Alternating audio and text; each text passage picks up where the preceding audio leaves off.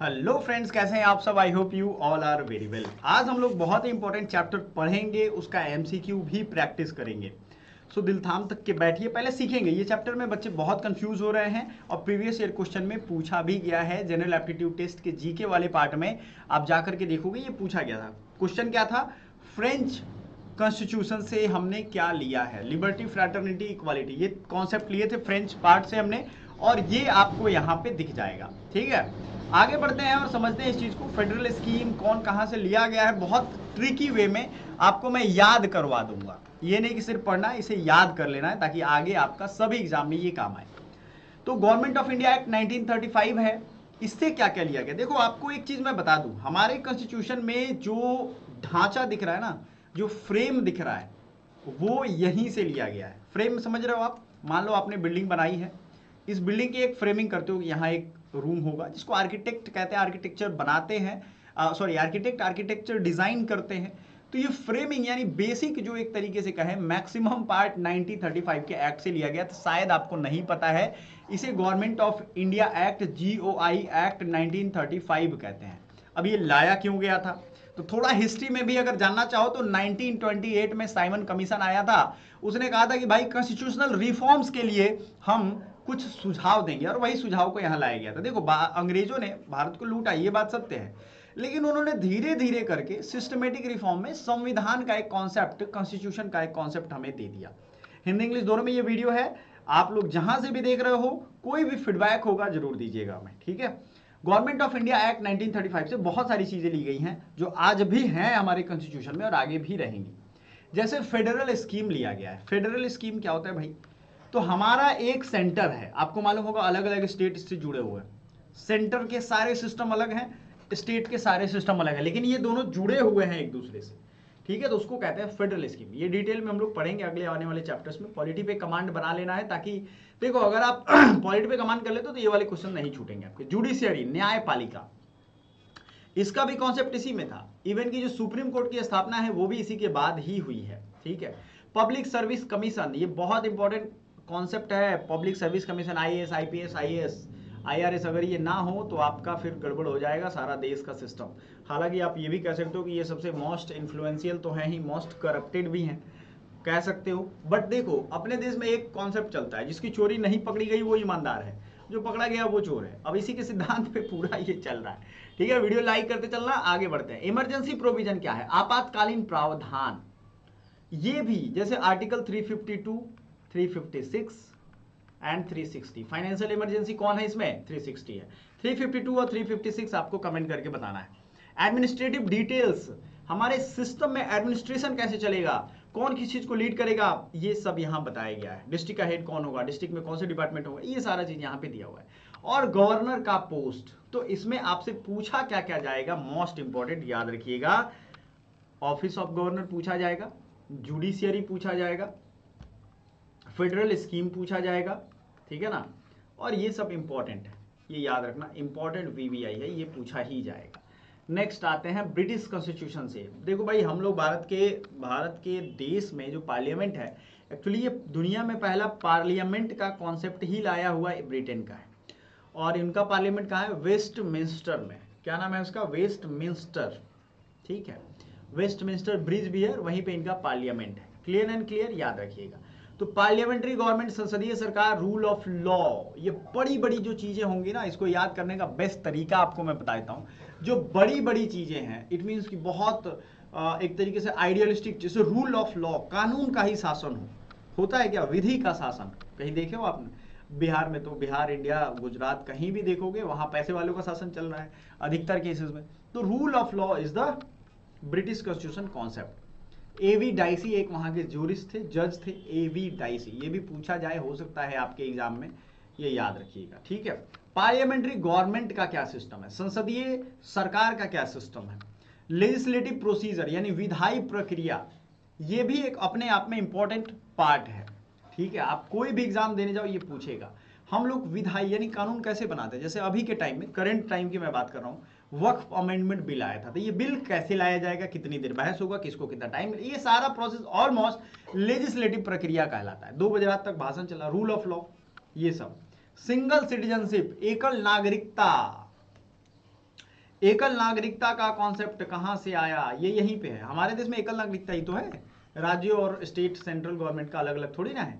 Cabinet प्रणाली, cabinet system का concept, cabinet में मिनिस्टर्स होते हैं, ये कैबिनेट मिनिस्टर सबसे पावरफुल होते हैं, पीएम के बाद कैबिनेट मिनिस्टर ही होते हैं। चलो आपसे एक सवाल पूछता हूँ, 15% कैबिनेट मिनिस्टर से ज़्यादा नहीं होने चाहिए टोटल एमपी के, मतलब एमपी अगर 100 है तो 15 से ज़्यादा नहीं होना चाहिए। तो अब टोटल अभी करंट टाइम में टोटल एमपी कितने हैं एक बार बताइएगा, और अभी 15% वाला फॉर्मूला किस अमेंडमेंट एक्ट से आया ये भी कमेंट करिएगा, ठीक है। सिंगल सिटीजनशिप आया है, कैबिनेट सिस्टम आया, प्रीरोगेटिव रीट्स, रीट्स होते हैं विशेषाधिकार। यहाँ पे रीट्स आपके सुप्रीम कोर्ट हाई कोर्ट के जजमेंट में भी मिलेंगे, लेकिन यहाँ आपको ध्यान रखना है ये प्रीरोगेटिव रीट्स हैं, यानी विशेषाधिकार है। पार्लियामेंट्री प्रिविलेजेस हैं, संसदीय विशेषाधिकार। बाइकैमरलिज्म, द्विसदनीयता, ठीक है, द्विसदनीयता, यहाँ पे 2 सदन की व्यवस्था। कौन कौन है भाई? लोकसभा और राज्यसभा, क्लियर है? तो ये दोनों नाम दिया गया लोकसभा राज्यसभा 1954 में। Is it clear? ये याद रखिएगा 1954 में दिया गया। आने वाले 10-12 चैप्टर बहुत इंपॉर्टेंट है आपके लिए। ये प्लेलिस्ट पॉलिटी की जो है आपके बहुत काम आने वाली है। पुराने वीडियोस भी देख लीजिएगा, क्योंकि उसमें भी ये स्टैटिक पॉइंट है। स्टैटिक पॉइंट में ऐसा नहीं है कि पुराना अगर कोई वीडियो है तो वो आपके काम नहीं आएगा, डेफिनेटली आएगा, उसमें क्वालिटी कंटेंट है। आप ये सोचोगे कि नहीं भाई नहीं पूरा नहीं करते हैं, उसको छोड़ो, एक ही दो देख के ले, तो नहीं होगा। अधूरी तैयारी से अधूरा रिजल्ट होगा, ठीक है, ये याद रखिएगा। पार्लियामेंट्री प्रिविलेजेस, संसदीय विशेषाधिकार, बाइकैमरलिज्म, द्विसदनीयता, यहां पे आपको ध्यान रखना है। यूएस कॉन्स्टिट्यूशन, अब आप ब्रिटेन वाला याद कैसे करोगे? सवाल ये है, ये सब गौरव वाली चीज है। देखो आप, single citizenship, rule of law, बड़ी बड़ी बातें हैं, parliament, parliamentary system, cabinet system, prerogative writs, इन सबको एक जगह याद कर लोगे और दिमाग में एक चीज फीडबैक डाल देना है कि ये सब बड़ी बड़ी बातें हैं पार्लियामेंट की, सब याद हो जाएगा। यूएस कॉन्स्टिट्यूशन का कैसे याद करना है अभी से ही बता देते हैं। ब्रिटेन से था, बड़ी बड़ी इंपॉर्टेंट चीजें थी जो हमारे देश के लिए जरूरी है। यूएस वाला एकदम जनता के लिए जरूरी है, जैसे फंडामेंटल राइट, ये एकदम जरूरी है। यूएस जब कॉन्स्टिट्यूशन बना तो पहला अमेंडमेंट वहां पे हुआ बिल ऑफ राइट्स के नाम से। यूएस की बात बता रहा हूं, यहां की बात नहीं। पहला अमेंडमेंट क्या नाम था? बिल ऑफ राइट्स, और वहां पे फंडामेंटल राइट दिया गया। इसके पहले कहीं राइट नहीं दिया जाता था। मैग्ना कार्टा का कॉन्सेप्ट आता है, ब्रिटेन में वो किंग चार्ल्स थे, उन्होंने दिया था। तो आपको याद रखना है मौलिक अधिकार। इंडिपेंडेंस ऑफ जुडिशियरी, यानी न्यायपालिका की स्वतंत्रता, ये अपने आप में एक इंपॉर्टेंट है। ये यूएस कॉन्स्टिट्यूशन की बात है, ठीक है, न्यायपालिका की स्वतंत्रता। क्लियर हो गया ये चीज? जुडिशियल रिव्यू यानी न्यायिक समीक्षा, इज इट क्लियर? यस, न्यायिक समीक्षा यहां से लिया गया। जुडिशियल रिव्यू, कोई भी कानून पास होता है, जुडिशियल रिव्यू में अगर पिटीशन किसी ने दायर किया, जुडिशियल रिव्यू उसका होगा। जैसे अभी वक्फ अमेंडमेंट बिल आया, लोग सुप्रीम कोर्ट हाई कोर्ट में जाएंगे, अब वो वहां पे क्या होता है नहीं होता है, ये सब चीजें देखेंगे। इंडिपेंडेंस ऑफ जुडिशियरी, न्यायपालिका की स्वतंत्रता, मौलिक अधिकार, ये सब है। इम्पीचमेंट ऑफ प्रेसिडेंट, राष्ट्रपति पे महाभियोग का प्रोसेस, ये यूएस कॉन्स्टिट्यूशन में लाया गया है। Removal of supreme court and high court जजेस, सर्वोच्च न्यायालय और उच्च न्यायालय के न्यायाधीशों को हटाने की प्रक्रिया। याद रखिएगा ये इम्पीचमेंट का प्रोसेस इन दोनों के लिए लगता है, मतलब 3 का है, हाई कोर्ट, सुप्रीम कोर्ट के जज और राष्ट्रपति। तो ये इम्पीचमेंट की बात ही यहीं से आई है, समझ में आया? और वाइस प्रेसिडेंट का पोस्ट, तो वाइस प्रेसिडेंट का पद जो है वो भी यहीं से आया है। क्लियर हो गया ना? कोई दिक्कत नहीं है किसी को? बिल्कुल नहीं। तो अब आप कहोगे कि सर यूएस वाला कैसे याद करेंगे, कोई ट्रिक दे दो। चलो ट्रिक तो दे ही देंगे आपको। ये सब जनता के लिए जरूरी है, ठीक है। अगर आप जनता किसी खराब सुप्रीम कोर्ट या हाई कोर्ट में जज आ गए तो उनको हटाने के लिए इम्पीचमेंट का प्रोसेस है ना, ये सारी चीजें। नेक्स्ट है आयरिश कॉन्स्टिट्यूशन की बात हो रही है, directive principle of state policy. अच्छा, ये आपको शायद नहीं पता होगा, आयरलैंड में ये हम लोगों ने लिया है, लेकिन आयरलैंड ने कहीं और से लिया है, ठीक है, किसी और देश से लिया है। मोस्ट इंपॉर्टेंटली आपको ये ध्यान रखना है, आयरलैंड से हमने लिया है राज्य के नीति निर्देशक तत्व, लेकिन आयरलैंड ने इसे कहीं और से लिया था। मैंने पिछले कई पॉलिटी के वीडियो में बताया हुआ है, तो आपको वो कमेंट करना है। नॉमिनेशन ऑफ राज्यसभा, देखो राज्यसभा में 2 चीजें होती हैं, एक तो चुनाव होता है वहां के सदस्यों का और एक नॉमिनेशन होता है। नॉमिनेशन वाला पार्ट जो राज्यसभा में राष्ट्रपति नामांकन करते हैं 12 लोगों का, आर्ट, साइंस, लिटरेचर, इन सब ग्रुप से, तो वो आयरिश कॉन्स्टिट्यूशन से लिया गया है नामांकन वाला। तो इलेक्शन वाला कहां लिया गया, यहीं पे याद कर लो, साउथ अफ्रीका से। इलेक्शन कहां से लिया गया, साउथ अफ्रीका से। Is it clear? Very good. Method of election of president, राष्ट्रपति के चुनाव की विधि, ये कहां से ली गई है भाई? राष्ट्रपति का चुनाव का जो प्रोसेस होगा ये कहां से लिया गया है? आयरिश कॉन्स्टिट्यूशन से। ठीक है, याद रखिएगा। प्रेसिडेंट है हमारे पास, उनके चुनाव की प्रक्रिया यहां से ली गई, नॉमिनेशन की प्रक्रिया राज्यसभा में यहां से ली गई। डीपीएसपी तो आपको शायद पहले से याद होगा। चलो, कनाडा, ऑस्ट्रेलिया और जर्मनी, ये इतने ट्रिकी है ना, आपको 1 मिनट में याद करवा दूंगा। तो आपके लिए ये होमवर्क हम दे रहे हैं, आपको क्या करना है, अलग अलग पीडीएफ हमारे हैं अलग अलग, इन सब चीजों को पढ़ के प्रैक्टिस करना है। हम आपको एमसीक्यू भी करवाएंगे, अभी टेंशन ना लो। कनाडा से हमने लिखा फेडरेशन विथ स्ट्रॉन्ग सेंटर, हमारा सेंटर स्ट्रॉन्ग है, ये कनाडा का है कॉन्सेप्ट। रेसिड्यूअरी पावर इन सेंटर, कोई नया एक उपबंध आ गया, अवशिष्ट शक्ति है, वो किसी में नहीं है, सेंट्रल स्टेट में नहीं, सेंट्रल लिस्ट में नहीं है, स्टेट लिस्ट में नहीं है, तो ये कहां आ जाएगा? कैनेडियन कॉन्स्टिट्यूशन में। Appointment of state governor bye centre, केंद्र द्वारा राज्यपालों की नियुक्ति। Advisory jurisdiction of supreme court, supreme court में सर्वोच्च न्यायालय की परामर्शी यानी एडवाइज करने की जो पावर है वो यहीं से आया है। अच्छा, एक चीज आपने देखा होगा, गवर्नर का अपॉइंटमेंट सेंटर करता है, जब मन तब हटा के वो ट्रांसफर भी कर देगा, हटा भी देगा। तो ये करते हैं राज्यपालों की नियुक्ति केंद्र के द्वारा। तो फेडरेशन ऑफ स्ट्रॉन्ग सेंटर, अब भाई स्ट्रॉन्ग सेंटर होगा तो राज्यपाल तो वहीं से नियुक्त होंगे, इसीलिए ये दोनों जुड़े हुए हैं। ठीक है, ऑस्ट्रेलिया कॉन्स्टिट्यूशन से याद रखना है कंकरेंट लिस्ट। पहले हमारे पास कौन कौन सा लिस्ट था? सेंटर लिस्ट था, स्टेट लिस्ट था। अब कुछ है जैसे एजुकेशन है, वो कंकरेंट लिस्ट में है। एजुकेशन का ऐसा हाल है कि ये दोनों लिस्ट में है, इसीलिए एजुकेशन भारत का बेड़ा गर्क है। बेड़ा गर्क कैसे है? कोई पीएचडी स्कॉलर है, उसको आप उससे ज्यादा जो हमारे देश के ग्रेजुएट अगर स्किल्ड है, वो ज्यादा पैसे कमा रहे हैं, ज्यादा अच्छी स्थिति में है। कारण है, देखो, स्किल इज नेसेसरी। तो अब जाहिर सी बात है, स्किल पे बेस्ड एजुकेशन होना चाहिए। स्किल इन्होंने दिया नहीं, एजुकेशन कर दिया दोनों में। ना सेंटर ठीक से पढ़ा रही है, ना स्टेट गवर्नमेंट पढ़ा रही है। स्टेट गवर्नमेंट को इंटरेस्ट नहीं है, उनको बस स्टेट गवर्नमेंट इंडिया के जितने भी हैं उनको एक चीज में रहता है कि भाई हम अपना झोली भरते रहें। Concurrent list, freedom of trade and commerce, व्यापार और वाणिज्य की स्वतंत्रता, है ना, ये याद रखिएगा। वाइमर कॉन्स्टिट्यूशन ऑफ जर्मनी, ठीक है ना, Weimar constitution of Germany, is it clear? ये आते हैं। अच्छा, एक चीज और, ऑस्ट्रेलिया में कंकरेंट लिस्ट हो गया, freedom of trade and commerce, ये भी इंपॉर्टेंट है। Joint sitting of both houses of parliament, कभी कभी ज्वाइंट सीटिंग करना पड़ता है। ज्वाइंट सीटिंग को लीड कौन करता है? तो अगर आपको नहीं पता ये जॉब किसका है, स्पीकर ऑफ लोकसभा का। ये बहुत डिटेल टाइप, डीप टाइप चीजें मैं बता रहा हूँ, आपको पढ़ लेना है। संसद के दोनों सदनों की संयुक्त बैठक। चलो, जर्मनी से एक हिटलर का नाम याद आता होगा। हिटलर किसी के फंडामेंटल राइट का वैल्यू नहीं करता था, तो suspension of fundamental right during emergency, Hitler suspend कर देता था फंडामेंटल राइट। इसको रिलेट कर लेना, ये आपको लाइफ लॉन्ग याद ही हो गया। हिटलर किसी के फंडामेंटल राइट को नहीं मांगता था, और ये फिर क्या करता था? वाइमर कॉन्स्टिट्यूशन ऑफ जर्मनी से लिया गया है। सोवियत कॉन्स्टिट्यूशन, यूएसएसआर, रशिया से, फ्रेंच से और साउथ अफ्रीका से क्या क्या लिया गया? सोवियत कॉन्स्टिट्यूशन यानी फंडामेंटल ड्यूटी, यहां से लिया गया। 42nd अमेंडमेंट एक्ट में ये आया था। Idea of justice, social, economic, political in the preamble, ये सब आया है सोवियत कॉन्स्टिट्यूशन से। ठीक है, क्लियर हो गया? Social, economic and political in preamble, ये यहीं से आया है, सोवियत कॉन्स्टिट्यूशन से। क्लियर हो गया ये चीज आपको? फ्रेंच कॉन्स्टिट्यूशन की अगर हम बात करें, फंडामेंटल ड्यूटीज तो हो गए, ठीक है ना। फंडामेंटल ड्यूटी कहां से हो गया? मौलिक कर्तव्य, ये सोवियत कॉन्स्टिट्यूशन से लिया गया। Idea of justice, social, economic and political, ये आया है सोवियत कॉन्स्टिट्यूशन से। लेकिन ये चीज आप फ्रेंच से कंफ्यूज मत होइएगा। फ्रांस की क्रांति है, इससे लिया गया लिबर्टी, इक्वालिटी एंड फ्रैटर्निटी, बंधुत्व, समानता और स्वतंत्रता। और यहाँ है आइडिया ऑफ जस्टिस, यानी न्याय की जो अवधारणा है, सामाजिक, आर्थिक और राजनीतिक, ये तीनों, दोनों को अलग अलग रखना है। फ्रांस वाला आपके एग्जाम में पूछ दिया है, मतलब ये है कि आपको बेसिक्स पढ़ के जाने हैं, आप कर के आओगे, अदरवाइज आप खो जाओगे, नहीं करोगे। साउथ अफ्रीका से हमने बताया था हमारे संविधान को कैसे अमेंड करना है, अमेंडमेंट का प्रोसेस यहाँ से लिया गया है, और राज्यसभा मेंबर्स का चुनाव की प्रक्रिया यहाँ से ली गई है। क्लियर हो गया? जापानीज कॉन्स्टिट्यूशन की अगर हम बात करें, प्रोसीजर इस्टेब्लिश बाय लॉ, जो विधि के द्वारा स्थापित प्रक्रिया है, जो कोर्ट हमारे मानते हैं, वही प्रोसेस आपको यहाँ करना है, विधि द्वारा स्थापित प्रक्रिया। Is it correct? Very good.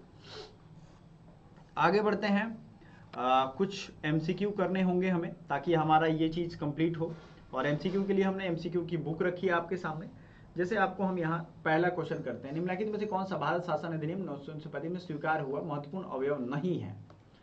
Which one of the following is not an important and permanent constituent in constitutional history of India as adopted Government of India Act 1935?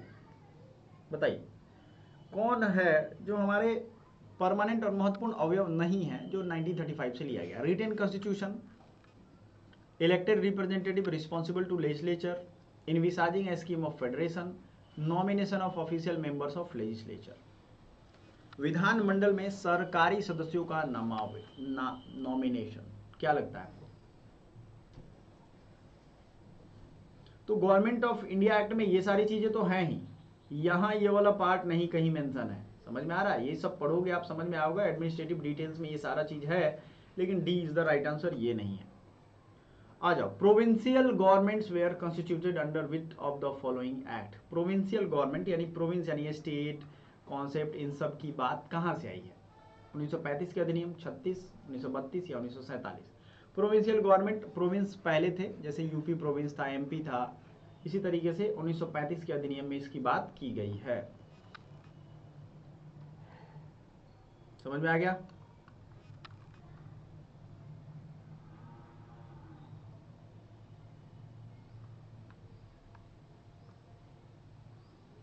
Cabinet mission plan 1946 proposed for India. Cabinet mission plan का proposal क्या था? Unilateral government, federal government, federal government with strong centre. और cabinet mission आप जब जाओगे freedom struggle movement में, वहां का ये क्वेश्चन है। हो सकता है आपको थोड़ा अलग लगे, बट सारे क्वेश्चन इजी दे देंगे तो मजा क्या आएगा, इसलिए पढ़िए इसको। अच्छा, आप मुझे एक चीज फीडबैक के रूप में दे सकते हो, क्या आपको सिर्फ एमसीक्यू करना अच्छा लगता है? तो हम लोग सिर्फ एमसीक्यू ही करते हैं। अगर आपको एमसीक्यू करने से बेहतर लगता है कि आप ज़्यादा से ज़्यादा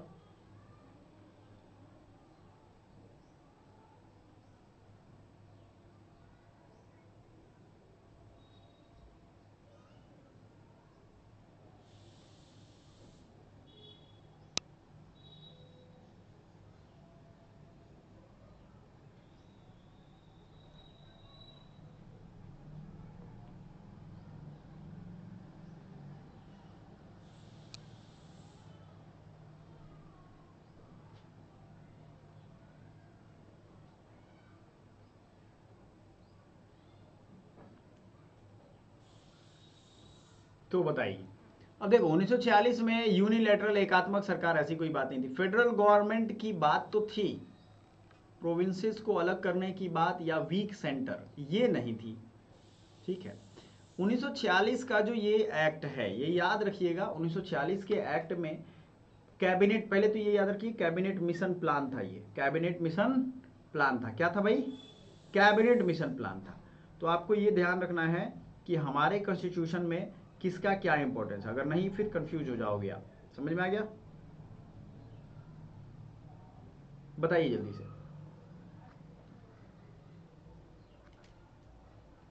तो federal government with week centre, यही इसमें प्लान किया गया था।